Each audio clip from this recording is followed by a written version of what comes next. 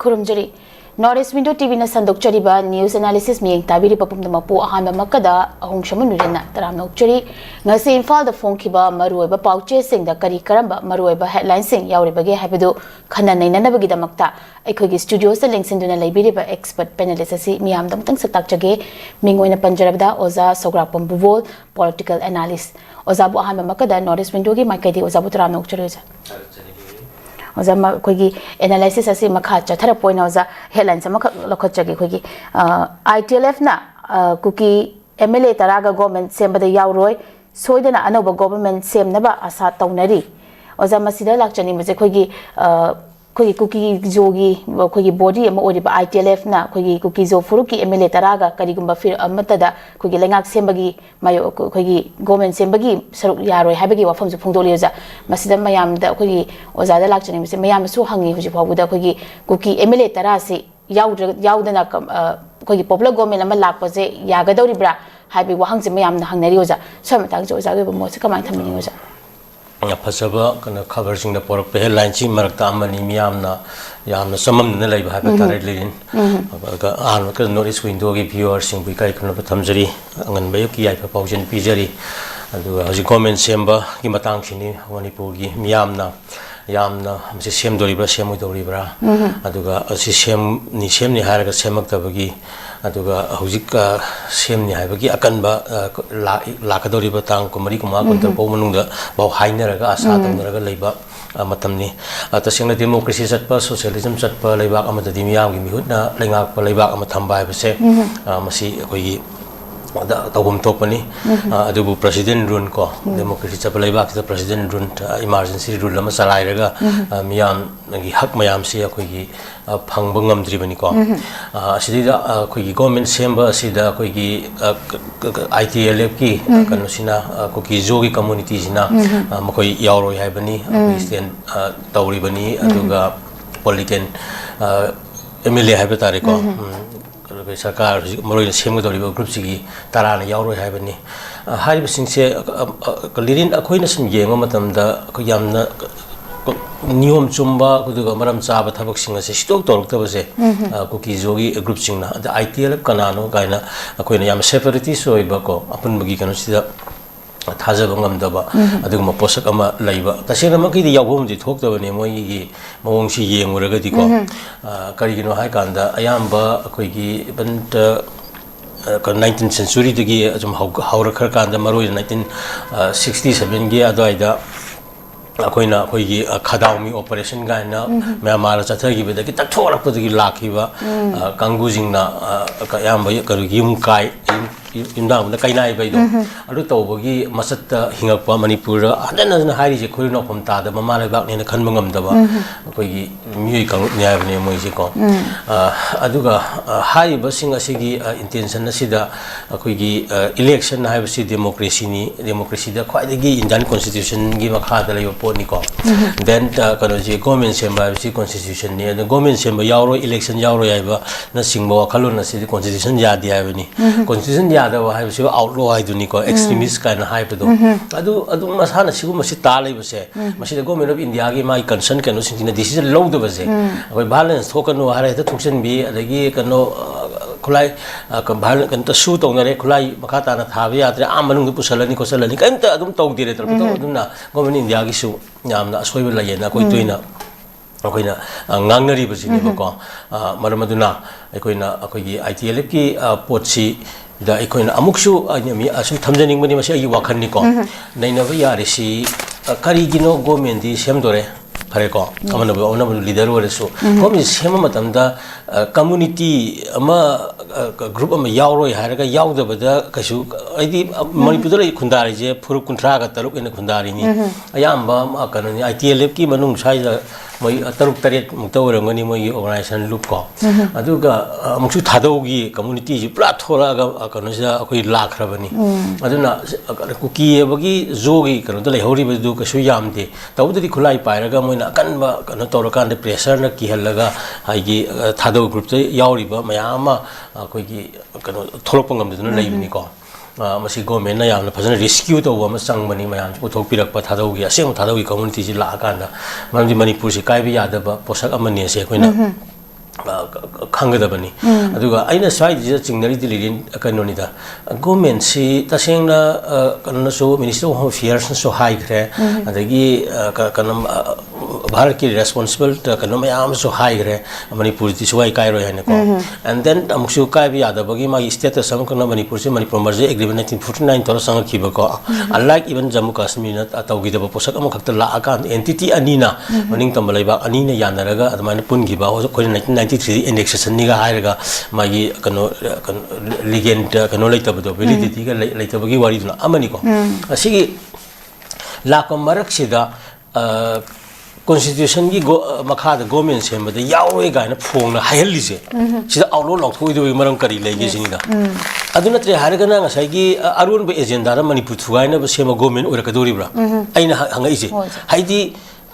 government sem yaudi yaudi ba da yahali adudi mo government sem yaudi ha ga di mo tongan ma kaino pi na hona na sira ga na arun ba government india gi lalong ga leira bra ga na ha sibu ai di mayam khana bi usini aina puthong ningi se कदबगी हजी अखोगी कनो मयाम सिना Meitei gi नत्रगा तो Naga gi लेइबा मयाम सिंग सिना खoi government SIM यावै गायना हेता हाइबसे हेता याब्रा सिनिदा मागी कनो the मागी majority कनो दिमुंदा कारी बनी अदगी तो आम 10 शेड्यूल gi अदगी मागी election commission of India gi कनो इंस्ट्रक्शन मयाम लेइबनी अदुना थवैना कनो gi असिम सेक्शन बियो सरकार सेमति फै अदुगा तसेंगना सिगुंबा कनो मिखन तौबा नत्रगा गवर्नमेंट सेमता सरुक यादबा कांगु सिंग असिदी याम सेक्शनना लेहलोइदौनी को मागी कनो कॉन्स्टिट्यूशन ऑफ इंडिया gi मनुंग चने को and then aduna tre haragana aron be agenda ama leibra la iba demand si pi yana ba saru ya handra kanda even popular government am sema da yaudaba lamdam region Kanglup ka hairaga adu moidi manipur yaudram ni ga tahanna bo oi government khusem laktori bra haiba asi sigum se thamge aduna yam section na government se matamda tauba moi importance oina lowba lowdaba do akoi khara ne ta yauroi hairaga ta madu leiriba government formation adigi election da disturb tawdaba natte ko adu yenga kanda yam importance oina lowbu su pate tawda thawoina silla kanda manipur demolition theory kaina bagi masa ama oirakra haibna singdo mayam khana ningi yam chumba famne ozan thambi wafam oza mathang sa koi gi manipur da tholiba conflict ase koi gi narco terrorist ki thoan bani na hiring lamdam koi gi hiring cherek asida koi gi tonga ba khongjang sing mari leina authority da ai ba cherol sing pisan duna takshil lenge cherek asida koi gi kano koi gi home minister haiba tare koi gi Amit Shah na koi gi leibak asigi drug maru fangna muthatna na bagi pandam da lakliba tang 13 dagi koi gi March ki tang 13 dagi hauduna leibak sinba thungna drug amadi narcotic ki mari leinaba thabak thoram sing matakta chahi ahum chupna operation chatharagani haina phongdok reoja choi matang joja kamani yengbe ja लिरिन फजबा ngaतने हारि से को leader अमा ओरगदी फजबा ngang ba hajidum chakre thabak tawdabaduna kana wari amani miyamna pene the reason akhoi thabak akhoi tawdabadu gi pene da wani mamang da akhoi gi honorable home ministry kana ko yam high gre na kaino akhoi gi mamang gi tha khara da mamang da su akhoi gi illegal immigration tha manu takthokadawni gaina hai bumba adagi ata takhokta border fencing loisan ale da loisan da ba ko adagi ngang ki ba kari tawgrage am thabak oina adu phajaba ngang kanda commission miyam sum thabak oina tawdraga de tawdu no sinida asiju ngasai gi kano mamang government formation ga dum mane ba thingni de haraga akan ba kano ji haraga thabak oina sum tawda ba sai gi kano si akhoi gi laiba akhoi kano golden triangle gi kari ba income jin north east ki income dei bu hengal awani ko my whole state ki kano de manipur dei yam wang ni hengra jani aduna ni ngasai gi aran ba illegal thabak mayam drug ki paisa sina tawrakanda atuki mate manipur ngasi wari ji popi gi economy gi kan impact ne ba koina wari se ko koina ngasi separate ka thengnga ga ni sigumba mayam singa sida kasai gi solli ba se masi manipur ship tawrakanda koi gi manipur si pura koi gi matama china gi kana opium war gi thengna gi bagi history to repeat tawno bagi kana masa oira bane ba even akoi 1975 te kana khang ngamaktabadagi nisagi kano da nisabadi tholokibagi wari akoida dum leirine ko hojik sum pam kuding makta lakpadana hojik ti no iski jaga santoka india gi asaw city jingda manipur north east power la iba drug ki kano impact si haura abane ba asi adum khanga phajana consciously yamna committed mena kasai gi masi control tok do ya de malem gi ina youth quite impact pi ba masina pillar maya magi thudira ka do ni ko china da ngasai gi kano tok gi ba do isa pijara kana talhan ba kulan ba kasai gi mangdrang da lehen ba production puthok pang amak ta youth ki generation na puthok tu ni ba drug ki kano je misuse of drug hai ba tare ko an illegal trade se ado masi काम committed थिंगबम थोकपनी हाबनिदा मदुगी दमक्ता अखोय 1985 की narcotic drug and psychotropic substance एक 1985 दम लाइग्रे मदुगी दमक narcotic अखोय गी bureau को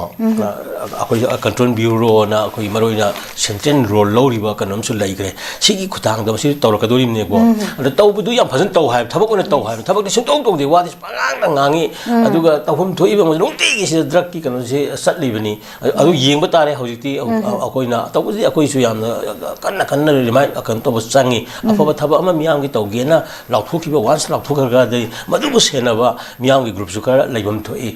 haibadi madum tawde tawroi haraga koi simle sem ji sunata ba afaba ma hai ga ta di madum sana court tawba madu dialogue naina ba laidana hoji akoi gi ju tv num gi miyam naina ani ko naina ba gi matung da amuk su madu hanna kanu piba representation piba adu hai gi ju koi mar kyam changjel le kyam tore kyam phare de kyam kanu tawre hai ba gi ba senabam jo khone changi ba yam aduna bo akoi attentive people na woi bu su changi ba ko aduna anyway authority woi ba na haira bani na madu miyam gi na chaga laiba ki region gi ba posat amani na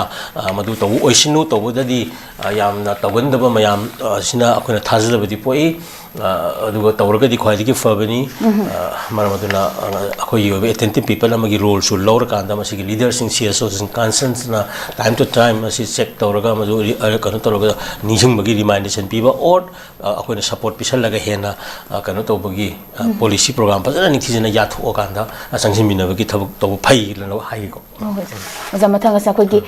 oil pump sing da makha ta na thonglon ki ga dawri habagi wafom ma yawri za government ka wari sana bada lekhai ta ba ngamdri haba ma koi gi masi mamang gi koi ngarang han gi koi moirang kumbi ro ta leibo za koi gi oil pump ma da sakhang da basing na bom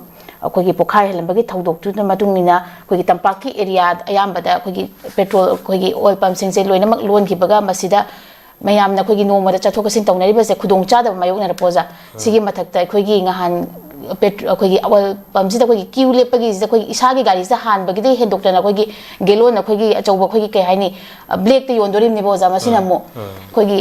थाउ सुपनदगी litre चा black ता चामगा कुन पीबसे पाचनी दे तौरगा अखोई लौनरिबनेबो जा सिगी मतंग जोजा कमायना येंबा या सिगी मतंग से गुदा होय मसिमा मांगला सो नैनेगर याम नुवाइतबा पोनी अजिकी लैबा कनी कोई ट्रांसपोर्टेशन मॉडर्न ट्रांसपोर्टेशन दी पेट्रोलियम याउद्रगा दी पूरा फेल नि को अदुना अना यकी करी के दुमे आम गी आईडी हिरम कुति मत लई फेल होई दिनी दा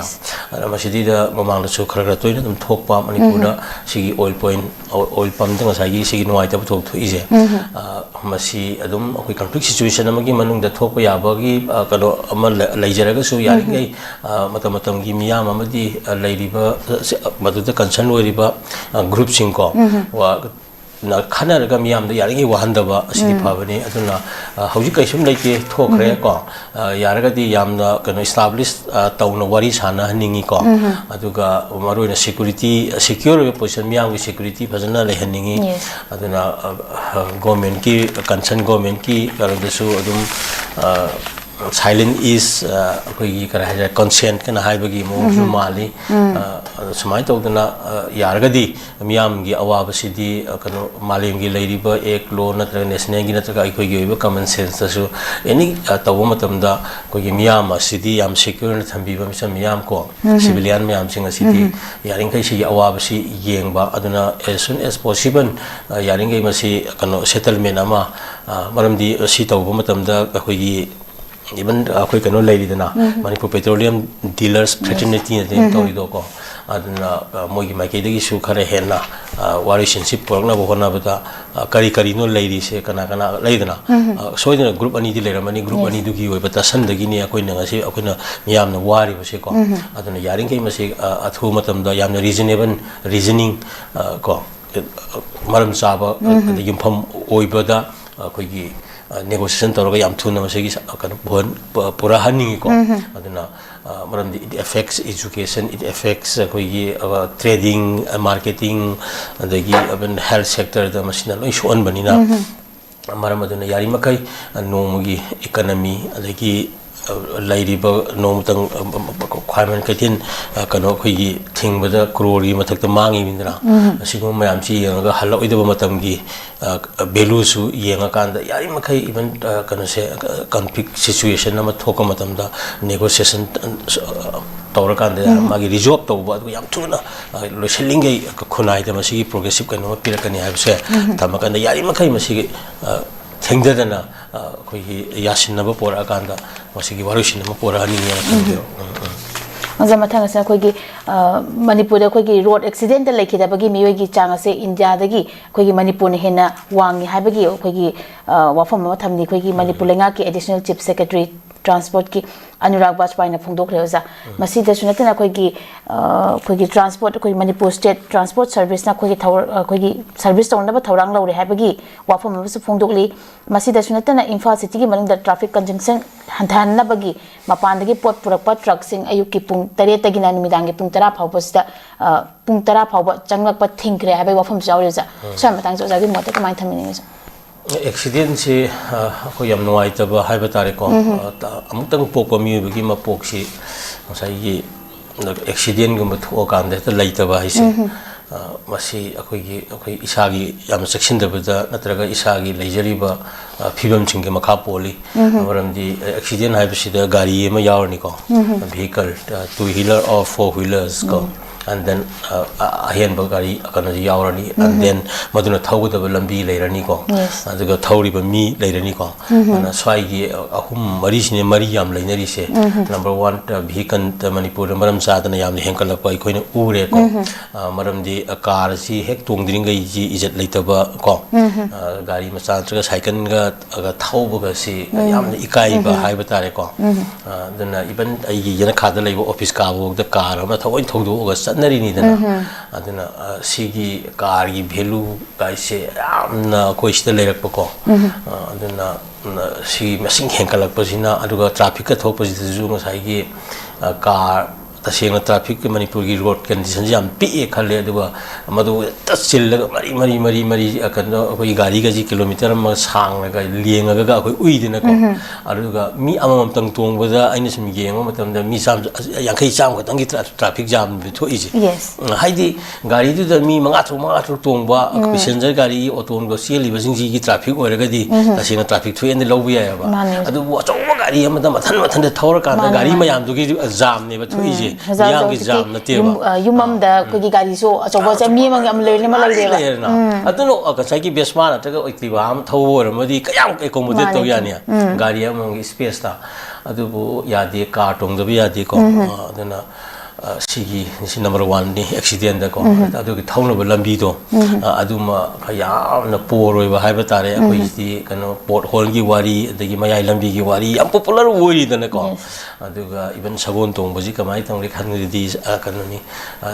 song gi lambi second thoro lak biro ga hai ba gi kano ga si lainari ni ba sagon tong gi kano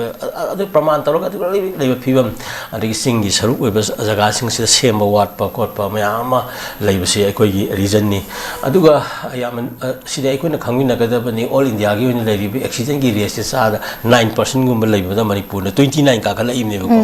aduna sida da yam to kalu to da hai tare adagi traffic ki rule ga se akoi gi sakna hena maru oi na khanba ngasai gi ka sam soi gi ni ga na helmet upatan ba ko adagi kalu to ba gi mayama kare hai tare traffic protocol ga se akoi gi ngak pa gi kana si lai ta ba khara wat pa sigi kano se yenga kanda aikoina hariba conditions myam siam sakhiningai oi aduna yari makhai aikoina hariba maram sing aikoina yaringe gari gi sina bagi sang se maram sadana hanta hanba ko aduga ngasai gi kare hai tare traffic ki control kana se protocol mayam ji helmet upana singba magi speed maintain tauba mayam singa se khoi gi kana taubi ba ko fazana maintain taubi ba adagi amasung lambi se yani kai akoi semba ya bazaga se ning thi chana mong ta na semba quality laina ko adaga miyam na madu su support tor ga leiba hairu miyam sing adaga all the time kanoni speed is always associated with the accident ko speed and the accident je kanoni machine manau ni ko aduna wakhan khan bada bogda accident to adi yang ingai accident prone way mi je ko aduna aeroplane kai kadang kan ayam amte hingnadri je na ma speed tu ne ba aduga makha da gari jing to da khara adum hingba yawidana aduna smai to dana yeng kanda miyam si conscious obam sangi aduga blood piece di join walk ama ko na sangi sarkar ngatan sunati miyam ngatan sunati mayam si gi ba kan ma consciousness ama sangi hai wa pum chi thamaka na makha ta na road accident da khangu thap da ko miyam gi punsi khoi mangan gum si ko sai thamge oza mathang sa khoi gi modi lengang na mg narega muthat khibagi mayukta congress ki mg narega bachau sangram khongjang gi sem saba haure habagi headlines ma kari ja masi khoi gi united people's upa na hawdolamba mg narega gi bjp gi lengang na bbg ramji ek oina maming othok padana tana miyangi khudung chana ba hablamba khoi gi silent features sing kakthak ki basi khoi gi leba si father of nation haina khangnari ba khoi gi mahatma gandhi bu ikai khumnada bani haina khoi gi dr n dijomani na phungdora liuja sam phamjo ja kama ni ma ja hoi mg nareka si yamna popular oiba haipatare manipur gi rural based development amna grass ota kumdara kanda masi chaukhna ba hona ba gi kano da asobu thodang am lawre iko aduna haribo posak singa se khoi gi bikshit bharat ki concept amada wong thu okanda ujiki modi government sina akoi chatharak pa potni amadida ngasai gi magi semdok sinjin tawgi myam da basic myam kaira pa kholak pa laibagi oiba wathok ama nation gi thoi ko aduna amatang sida ngasai gi han oiba film dagi hongai ba phiba masida kari henna ahongba laigedagi haibadu da ngasai singnabadagi ni kano sai ma sai right to walk right to livelihood haibata ko masi myam si mangakadra haibadu chingba hoi an bagi mg narega gi su yamna phajaba leiraga su manipur di job card kano suba ana han bahor pa yam pharamdagi job card photo number gaina lak pagi photo dang namaga dum paisa phang bagi wa culture mangak pa kholak pagi ma genu leidana aduga sigum bagi asoi mayam ju legi dabati nati adu mayam tu yeng semduk sin tawra ibara tawbadi hujiki maraki kano mayam sida misam miyam sing asida yaringai thabak subududa madugi kusumangi kano matam chana matik chana haibadari ko phangan bagi warun jimdi yamna guarantee tawgudabani ko aduna haribasi akoigi bikshit bharat ko sina mahut selakpa sida kadai bo masina effective oigedagi haibaduni mabu amabu ore protest tawasina amani adubu government paiba sina authority ni aduna majority carries the vote ni parliament oiro ko lower house upper house rajya sabha lok sabha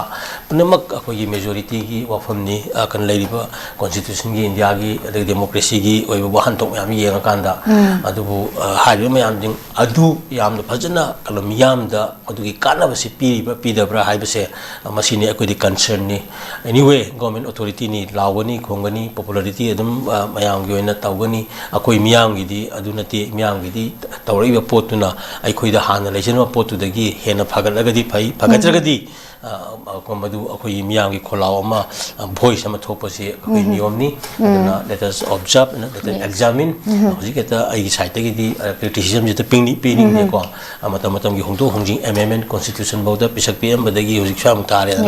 aduna amendment mayam ni aduna bikshit bharat ki laiba concept sida narega dagi hongaiba bikshit india je sidida kadai phawba lakani haibasidi thabak na utkadabani na wahaina yadabani na ko mamang danga sai hoida home minister mayam ngang ra thabak tawdrabadi miyam na confidence laktabani angai hajin ba yawre praja si yamna conscious oirabani yamna singabani yamna kanoni update oirabani hoti global village gi kanada lakmani na men of action men of words to yangi oheningi aduna masi let us observe ko yingsi ko oza mathang se aroi boina khoi gi nganu kon gi bomna thugai khraba yum semjina na balenga na kari mata piraktree red zone da leiruba ai khoi gi lanai mangjaba oiragadra masi oja koi ki IDP amsung kokomi ki pressure ki Bishnupur district ki koi mamang da koi lemra wari ching da imung humpu ga mari IDP koi ki chani ga yang kai tere se hanjalaba matung da koi site to nganu kon da lanjeliba sing ja hanjina ba thorang torok pada koi ki mathong khang da ba kuki terrorist sing na tha sigi manga da ID pokhai handuna miwa ani so sokpa nang han ki boza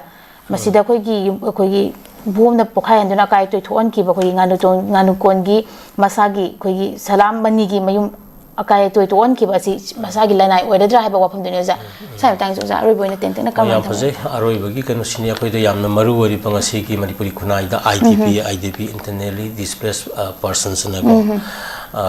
yamna nuai ta ba kanu thodok amani ko ai gi hek ingo leiminari ba flupcha singa sahi lising kaya leiminar pa mafam chi da mito miran cha la aga koi tan ta la koi sin se le ga leibagi condition du ne koi madu gi thamoi chak ko mayam du ni miyam da phawri ba se aduga akhoi gi leiribo authority na madu yengchindraga kanu gi mafam matam chana hariba displaced persons mayam do madu magi kanu da lehen kanu hanjilan da badu ni akhoi gi issue di aduna hojik permanent peace or lasting peace aduga real true peace haiba se masi hojik ti ngasai gi IDP jing akhoi gi lairiba mayu makai sing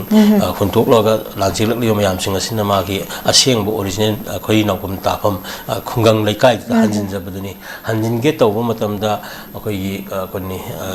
terrorist sing na nongmai kapapoduni ko ki jogi ko masidi kanuni moi adum mang da khoi nei nei adum tawgani haina maramdi moi di result laite moi di ko amarom da kanuni really schedule tribe 1950s gi matam gi la ko gi wakhalon do gi na tribe ba haiba kanu gi wakhalon da dum leibra aduni adugi mentality duni aduna hariba mayam sing aduna adum yarga thamakpagi kanu duni government sina tawganu gaina hairaga su adum tawba su tawre adum nomai kaphan ba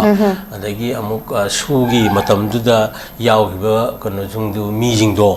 adu hanuraga sibo bari yawramani ko retire to bari yawramani sahi henna mayam yawramani 2005 2008 kaido adu hojikta na masing pam yami jina kanu di su di ngasai gi anobu mingchan ba yadi harimni ko adu taraga di lari matam singda ayang matam de yaw ki myam di loi luar kan da su du leibam dok from ne ba hojing na su da leiba mi masing du yam khali du kari ki oi da pa da masing ma mayam se ya ya han ba se go min india gi adu no mai kap ko no kapali ni thawai na moi adu ni mayam na laura ise khoi shai ka pu ne nga la yom sel ga ta pha ni na tra adu gi kanu do ya ma du athar leitre adu na kanu khoi security forces sing central forces mayam han bi gro ga hai ri si sigi kanu mayam sigina miyam da thazda ba ama confidence building kanu sida kahen bani ko aduna trust building je ama thau ta ye trust deficit ta hal loi do bani ba kanu la ko matam da once ngang bu section ga dong ni once ngang thok ra ga di authority ni mu ngak na bona ga da bani aduna moi di adum madu mamang da manak ta na ton sumang da moi ka pa su ko to honre ko madu da sokre hanjan madu hanjalarani aju moina laukthokpa by December 2025 ta loi hanjalangani highway hangani ko kani am tawdra ju ko adu anyway khara kanoni kano amanung janba su champu adu kangpu bi natraga mori gi kano jaga da natraga su hari ba jaga anak khara da hanjan ba hawu matam da security mayam lai lai na ngak na choli ba potho madu gi commission pi di hai bani ina aroi ba lai ba nangi point ni na ko aduna madu sigum majam initiative oi ga da bani masidi khutak moi action lo ka da bani action taken gi report miyam thang go dong ni akoina yar ga hanjalang gi report ama kana na ma disap tori no disap tori ba loyan da thugari ba mi du culprit tu kano tak thok ra pha ra ga natraga legal procedures ama da ma ki kano ji thamgra matung da miyam du secure thamba hai sin is the role of the government ai yam simple logic ni ai da asidi da amuk pani soang gre pare sokra ga di soi do mi du compensation ma gi pai to ko rehabilitation ram di koina kano relief kai kem da lai ro matung da am pham du sang kana pham da amuk su som no pham lai tabai khota bagi yojina ana wadan lai ri film du sana thangna bagi khoda ki no magi kano gi ising ma sing di hol ram dar ka lai matam ne asidi da khajek relief pi ba je tawdaba government ne adama thamagi upai di kari lai miyamna justice observer no election lakani ama lakani government si lakama tamda miyamna magi para aduma tamjara ni haiba tai ko anyway adu authorities concerned da and attention draw tawjari hari miyam singadi yam thune address tawrakanda tohum thokpa governance ki role good governance ki role lo view si pa ꯌꯥꯝ ꯅꯨꯡꯉꯥꯏꯖꯩ ꯑꯣꯖꯥꯅ ꯉꯁꯤ ꯑꯆꯨꯝꯕ ꯋꯥꯐꯝ ꯀꯌꯥ ꯊꯝꯕꯤꯔꯝꯕ ꯑꯣꯖꯥꯅ ꯆꯤꯜꯂꯕ ꯀꯌꯥ ꯀꯥꯏꯊꯣꯛꯄꯤꯗꯨꯅ ꯑꯩꯈꯣꯏꯒꯤ ꯅꯣꯔꯠ ꯏꯁ ꯋꯤꯟꯗꯣꯅ ꯁꯤꯟꯖꯔꯤꯕ ꯑꯩꯈꯣꯏꯒꯤ ꯅ꯭ꯌꯨꯁ ꯑꯦꯅꯥꯂꯤꯁꯤꯁꯇ ꯁꯔꯨꯛ ꯌꯥꯕꯤꯗꯨꯅ ꯃꯄꯨꯡ ꯐꯥꯍꯟꯕꯤꯕꯒꯤꯗꯃꯛꯇ ꯑꯣꯖꯥꯕꯨ ꯍꯥꯏꯅꯤꯡꯉꯥꯏ ꯂꯩꯇꯅ ꯊꯥꯒꯠꯆꯔꯤ ꯂꯣꯏꯅꯅ ꯅꯣꯔꯠ ꯏꯁ ꯋꯤꯟꯗꯣꯅ ꯁꯤꯟꯖꯔꯤꯕ ꯅ꯭ꯌꯨꯁ ꯑꯦꯅꯥꯂꯤꯁꯤꯁ ꯃꯇꯥꯡ ꯑꯁꯤꯗ ꯂꯣꯏꯁꯤꯟꯖꯔꯤ ꯃꯤꯠꯌꯦꯡ ꯇꯥꯕꯤꯔꯤꯕ ꯄꯨꯝꯅꯃꯛꯄꯨ ꯑꯃꯨꯛꯀꯁꯨ ꯍꯟꯅ ꯈꯨꯔꯨꯝꯖꯔꯤ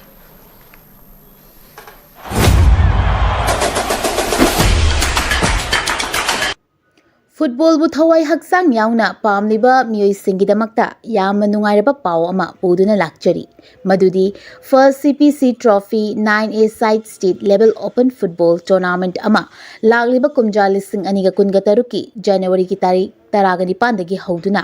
ꯆꯤꯡꯌꯥ ꯄꯤꯄꯜꯁ ꯀ꯭ꯂꯕ ꯌꯥꯏꯔꯤꯄꯣꯛ ꯅꯤꯡꯊꯧꯅꯥꯏ ꯆꯤꯡꯌꯥ ꯂꯩꯀꯥꯏꯅ ꯁꯤꯟꯗꯨꯅ ꯅꯤꯡꯊꯧꯅꯥꯏ ꯄ꯭ꯂꯦꯒ꯭ꯔꯥꯎꯟꯗ ꯄꯥꯡꯊꯣꯛꯂꯒꯅꯤ ꯇꯣꯔꯅꯥꯃꯦꯟꯠ ꯑꯁꯤꯒꯤ ꯐꯣꯡ ꯉꯁꯤꯃꯛꯇꯒꯤ ꯐꯪꯕꯤꯔꯒꯅꯤ टूर्नामेंट असगी प्राइज सिंगदी विनर प्राइज ता ₹1 lakh with trophy runners up ता ₹70,000 विथ ट्रॉफी बेस्ट डिसिप्लिन दा ₹7,000 विथ ट्रॉफी बेस्ट गोलकीपर दा ₹5,000 विथ ट्रॉफी टॉप स्कोरर दा ₹5,000 विथ ट्रॉफी बेस्ट प्लेयर दा ₹5,000 विथ ट्रॉफी असिना चिंगबनी registration fee na sumbetagi ₹7,000 khaktamak oigani form thazanbagi aroiba matam lakliba January ki tarik 12 da oigani manager meeting na January ki tarik 15 da oigani akuppa marol gi damakta pizariba contact number sing asida paw fawbirau contact number sing adudi 8837447610 natraga 8787882150 amadi 6009396994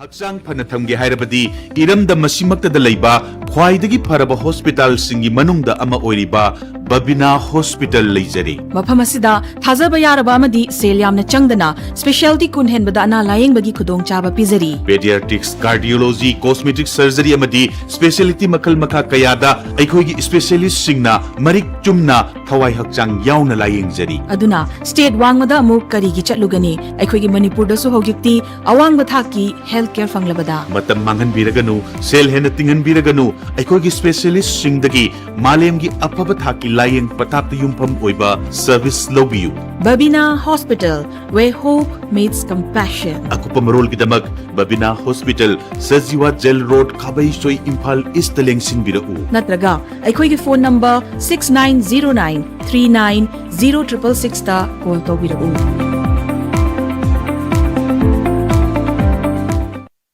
Master Tobiningba Mahiroi Singidamakta Sparkle Iju Service na Ebrota Master Toba Yabagi Kudong Chaba Pizari Management Engineering Professional Course Yauna any subject ta Master Tobagi Kudong Chaba Pizari Tambiningba Mahiroi Singidamakta Course Selection Documentation English Language Training Visa Application Mock Interview Preparation Accommodation Chingba Sparkle ki maikaidigi mateng pijari loinana 100% education loan scholarship facilities part-time job assistant ki khudong chabasu pijari hairiba countries sing adudi UK USA Ireland Australia Russia Italy Germany na chingbani akopa marol gi damakta 7005273217 natraga 9366230077 natraga aikoigi office Northeast Window TV Building hata New Chekon Road ta lengsin birau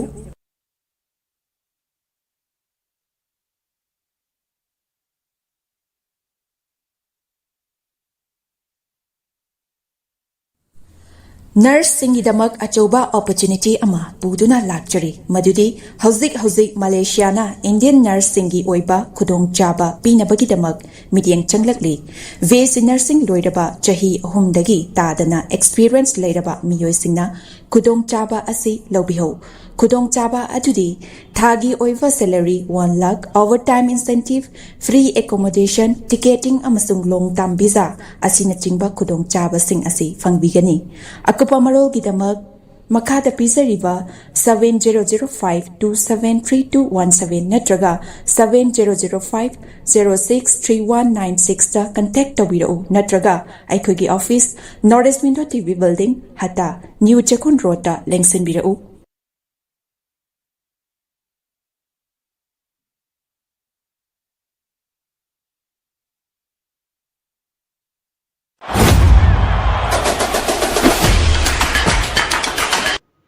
ꯐꯨꯠꯕꯣꯜꯕꯨ ꯊꯋꯥꯏ ꯍꯛꯆꯥꯡ ꯌꯥꯎꯅ ꯄꯥꯝꯂꯤꯕ ꯃꯤꯑꯣꯏꯁꯤꯡꯒꯤꯗꯃꯛꯇ ꯌꯥꯝꯅ ꯅꯨꯡꯉꯥꯏꯔꯕ ꯄꯥꯎ ꯑꯃ ꯄꯨꯗꯨꯅ ꯂꯥꯛꯆꯔꯤ ꯃꯗꯨꯗꯤ first CPC trophy 9A side state level open football tournament ꯑꯃ ꯂꯥꯛꯂꯤꯕ ꯀꯨꯝꯖꯥ 2023ꯀꯤ ꯖꯅꯋꯥꯔꯤꯒꯤ ꯇꯥꯔꯤꯛ 19ꯗꯒꯤ ꯍꯧꯗꯨꯅ ꯆꯤꯡꯌꯥ ꯄꯤꯄꯜꯁ ꯀ꯭ꯂꯕ ꯌꯥꯏꯔꯤꯄꯣꯛ ꯅꯤꯡꯊꯧꯅꯥꯏ ꯆꯤꯡꯌꯥ ꯂꯩꯀꯥꯏꯅ ꯁꯤꯟꯗꯨꯅ ꯅꯤꯡꯊꯧꯅꯥꯏ ꯄ꯭ꯂꯦꯒ꯭ꯔꯥꯎꯟꯗ ꯄꯥꯡꯊꯣꯛꯂꯒꯅꯤ